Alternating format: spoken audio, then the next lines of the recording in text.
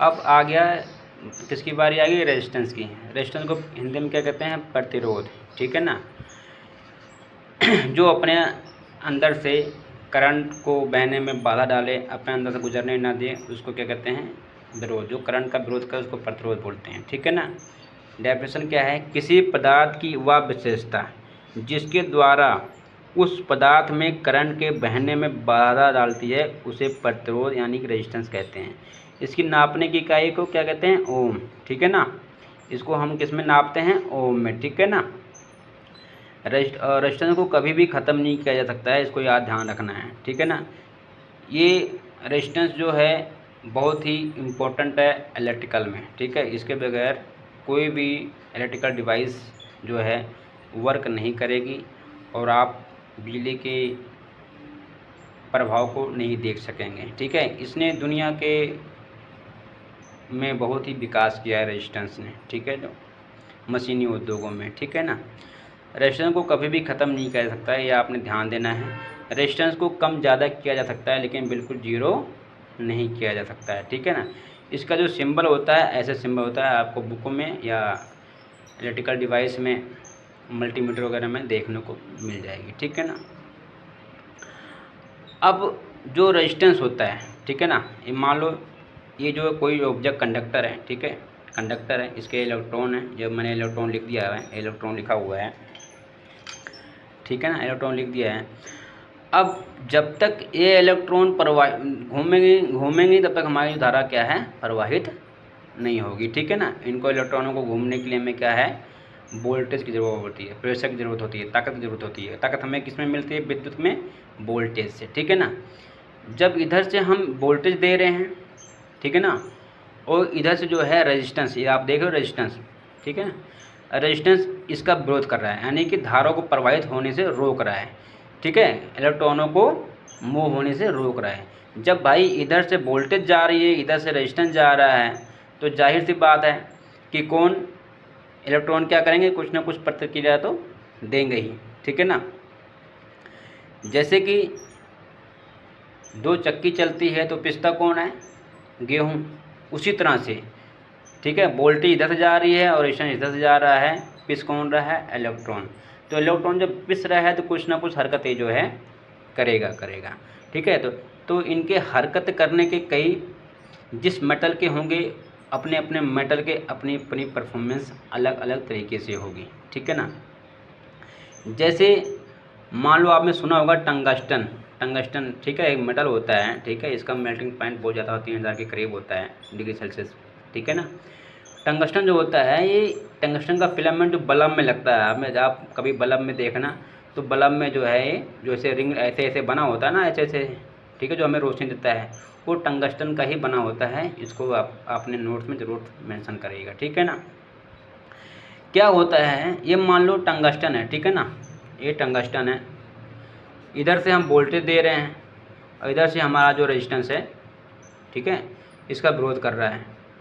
जब इसका विरोध कर रहा है तो इलेक्ट्रॉन कुछ ना कुछ तो करेंगे ही। जो टंगस्टन के इलेक्ट्रॉन हैं वो क्या करते हैं, ठीक है ना, गर्म होके लाल हो जाते हैं, ठीक है, चमकने लग जाता है, ठीक है, लाल होके चमकने लग जाएगा। चमकने के बाद हमें रोशनी देने लग जाता है। तो इसका यूज़ हम किस में करते हैं, रोशनी के लिए करते हैं, यानी बल्ब में इसका यूज़ हम करते हैं, ठीक है ना। तो ये तो हो गया इसकी फर्स्ट फॉर्म, टंगस्टन की फर्स्ट फॉर्म हो गया इसकी अपनी प्रतिक्रिया, ठीक है। अब दूसरा मेटल कौन सा है, नाइक्रोम, ठीक है ना, आप ये देख सकते हो नाइक्रोम भी एक मेटल है, कंडक्टर है, ठीक है ना। जब उसमें हम वोल्टेज देते हैं, ठीक है ना, तो उसका भी जो अपना कुछ रेजिस्टेंस होता है, रेजिस्टेंस का विरोध करता है, ठीक है। जब इसका विरोध करेगा, जो इसके इलेक्ट्रॉन है क्या होंगे, गर्म हो जाएंगे, गर्म होकर लाल हो जाएंगे, लाल होकर हमें क्या देने लगते हैं, उष्मा, हीट देने लग जाते हैं। तो इसलिए नाइक्रोम की जो तारें होती हैं, इसका प्रयोग हम हीटरों में करते हैं, जो कि हमें सर्दियों में अपने शरीर को गर्म करने में काम आता है, ठीक है ना। इस हिसाब से हम विद्युत के प्रवाह को देख सकते हैं हीटर में, ठीक है ना। अलग अलग मेटल के अलग अलग अपनी प्रतिक्रिया होती है, अपने प्रभाव होते हैं, ठीक है ना। अब दूसरा ये होगी दूसरी फॉर्म, ठीक है, मेटल की दूसरी प्रतिक्रिया होगी।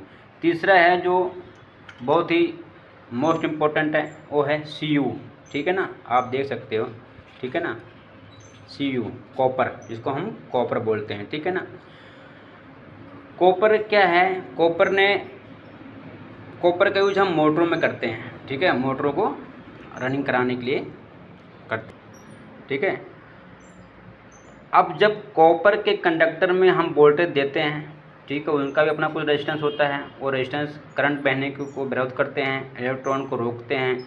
जब इलेक्ट्रॉन का विरोध करते हैं तो इलेक्ट्रॉन भी अपनी प्रतिक्रिया देना शुरू कर देते हैं, ठीक है। प्रतिक्रिया कैसे देते हैं, इनके बीच में एक म्यूचुअल इंडक्शन जनरेट हो जाता है, मैग्नेटिक फील्ड, ठीक है, ये मैग्नेटिक फील्ड जनरेट होना शुरू हो जाता है, म्यूचुअल इंडक्शन हो जाता है जिसमें, ठीक है ना। तो इनके बीच में कोई भी जब वस्तु आएगी तो घूमने जाते हैं। क्या था, टंगस्टन क्या होता है, लाल होकर चमकने लग जाता था, यानी रोशनी देने लग जाता था। टंगस्टन गर्म होकर लाल हो जाता था, हमें ऊष्मा देता था।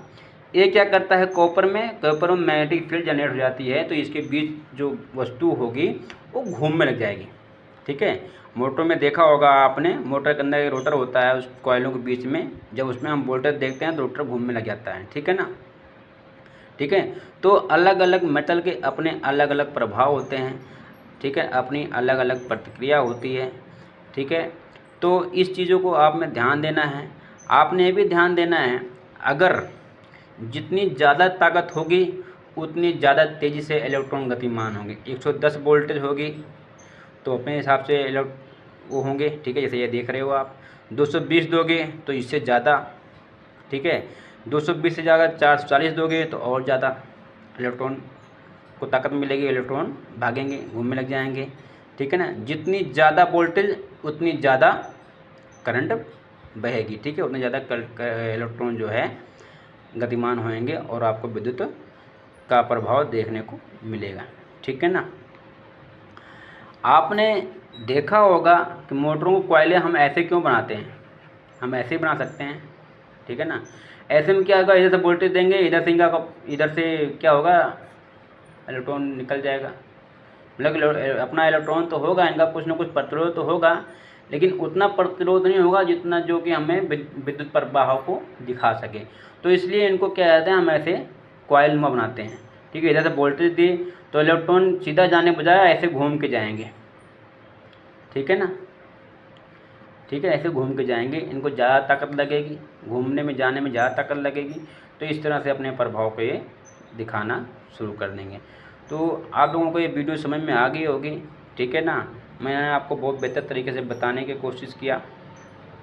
अब मैं आप लोगों को एक और तरीके से बताने की कोशिश करूँगा, शायद आप लोगों को अच्छी तरीके से समझ में आ जाए। मैं आपको एक सिंपल भाषा में उदाहरण के तौर पर समझाने की कोशिश किया हुआ है। ये एक रूम है, ठीक है ना, रूम है, और रूम में छात्र बैठे हुए हैं, ठीक है, कोचिंग सेंटर है, ये रूम है, रूम में छात्र बैठे हुए हैं। जो ये गोला गोला सा बना रखा है मैंने, राउंड सा सर्कल टाइप का, ये क्या है, छात्र हैं। छात्र को समझ लो इलेक्ट्रॉन, ठीक है ना, ये क्या है, इलेक्ट्रॉन है, ठीक है ना।